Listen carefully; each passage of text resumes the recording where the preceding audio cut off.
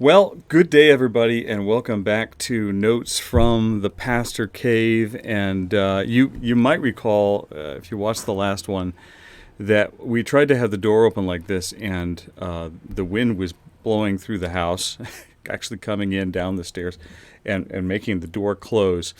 And it actually slammed on us a couple times during the taping of this. And today, because I am so clever, I have made sure that's not going to happen by putting a box in front of the door. So, there's always a good solution, and this one didn't even involve duct tape or bungee cords. So I'm very excited about that. We are kind of moving right along now. When I say that, I happen to be looking in.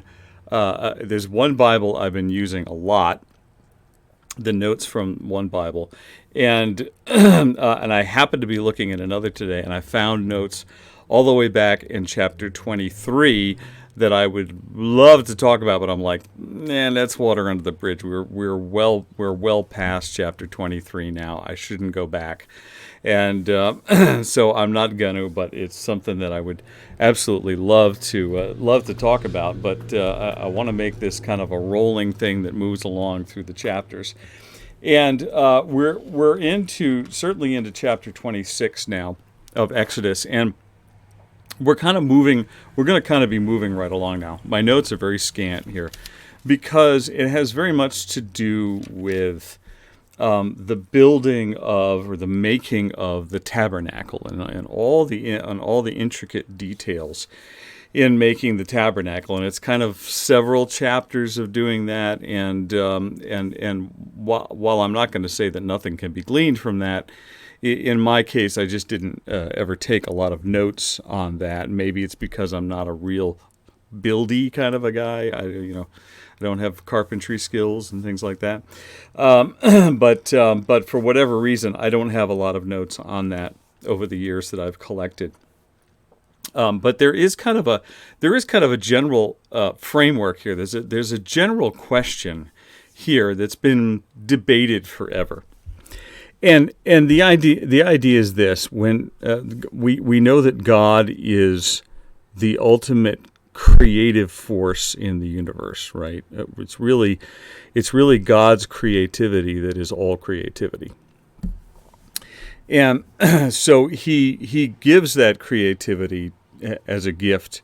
One of the panoply of gifts that God gives to humanity is this idea of creativity. So we have the arts, and we have music, and we have even creativity within things like mathematics, right? Because somebody had to figure out, how things were done. The calculus, analytical geometry, those kinds of things took an element of creativity, even though they were in a very kind of set environment. So creativity is really one of the driving forces behind humanity. Medical discoveries, those kinds of things, all have to do with creativity.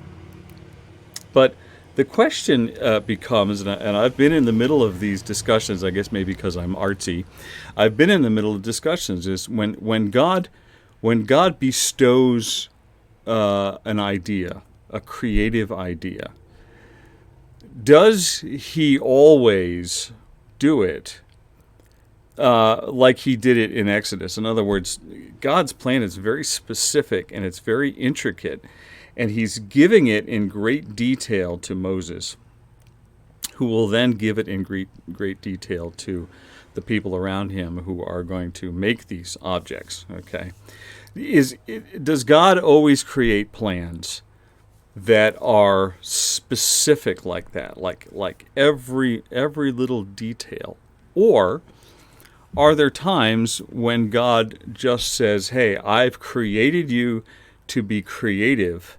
Go be creative and glorify me through that creativity." Okay, and so you have kind of these two thoughts that are kind of juxtaposed against each other. God giving creativity in great detail, exactly what he wants done within the realm of that creativity, or does he tell human beings, for the most part, or in other situations, just go be creative. I made you to be creative, so go and be creative. And the answer to that is, don't get mad at me now. The answer to that is both. Okay, because this is very clearly a scene in which God has very specific details as to how this creativity is to be brought about. He's gonna do it through human hands, but he's very detailed about exactly what he wants this to look like. In other cases, God uses the human agent to just simply say, go be creative. And as long as you're creating in the right spirit, if you're creating in order to glorify me, then I will, whatever you've created, I will bless it. Okay, so those two things, they look like opposites, but the answer to both of those things is yes. God does both of those things. I'm not a prolific songwriter, but I've written some songs, and I've written songs in which I felt like God was like standing over my shoulder telling me what to write down. But I've also written songs in which God just gave me an idea, and I kind of ran with it. And then through the years, from the comments you get from people when you perform these songs, you realize that these songs are blessing people, and these songs are leading people into a better relationship with God. And so obviously that creativity was used for the glory of God, and that's a good thing. Okay, but just to kind of wrap some things up here, and I'm just going to use one example because it's this whole area of Scripture is these descriptions of things over and over and all the details of these things. I'm just going to take one of these details. And I'm just going to comment on it that there's all these curtains. So there's the tabernacle is a tent, and then there's going to be an outer perimeter, and that's going to be upright poles with cloth on them that will kind of block out what's going on the inside. And obviously there's going to have to be a way to attach the fabric to the poles, and God says to Moses in verse 6 of chapter 26, he says, "And you shall make 50 clasps." Really hard word to say over and over. Go ahead and say clasps 5 times fast. You're not going to be able to do it. But you shall make 50 clasps of gold, and couple the curtains one to the other with the clasps, so that the tabernacle may be a single whole. I like that. That's WHOLE.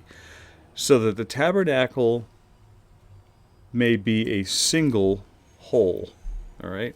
So you're taking pieces of something, very specific pieces of something, and you're putting them together to make a whole, okay, a single whole. And this is really just this is a beautiful illustration of a number of things that we find in the Scriptures. So there's all this intricate detail, and before that, I didn't want to take the time to read it, but before that, there's all the stuff about what the curtains are supposed to look like, and how tall the poles are supposed to be, and all of that, and how big the curtains are supposed to be. But all of that detail goes to create a single whole. And this is what I wrote here is this is how hard we need to work at unity. This is how hard we need to. If God is being this intricate about something that He wants to take in pieces and put together into a single whole, okay, that's really how hard if we're trying to reflect God in our daily lives, that's how hard we are supposed to work at unity. And and I could just give you example after example of how we need to be unified. And we see that thought carried over to the New Covenant, the New Testament, in all kinds of places. Peter talks about it, and Paul talks about it. This idea of taking together individuals and turning them into one. They remain individual. Every one of these clasps is still a clasp, okay? But it is being made into something that functions within the whole, within a single unity, within a single whole, okay? And so the whole is made up of parts. And Paul goes into great details. If you're an elbow, you shouldn't complain that everybody else is not an elbow, okay? Because if you have just a bunch of elbows, you really don't have much, okay? So so this idea of taking all of these, people, one of the criticisms of Christianity, Christianity creates robots, and everybody's like a mind-numbed robot in Christianity. Well, that's not true. It throughout periods of history, it may appear that way, but that's not true, and it's not God's ultimate plan. You never lose your individuality. God has created you as an individual. There's nobody else like you on the planet. So you never lose your individuality, but you become part of a whole, part of a bigger whole. A clasp is just a clasp, and if the clasp is not being used, you can just leave it there lying on the ground or throw it in a box somewhere. It's not really going to do anything.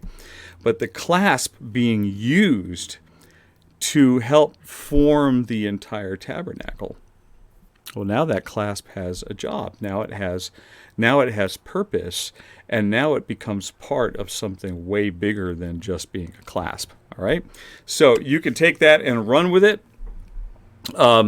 Vita brevis, gloria aeterna. Life is short, glory is eternal. Have just a wonderful day, and from my perspective, this being the end of have a nice weekend. And we will talk to you on down the road. Have a great day. God bless.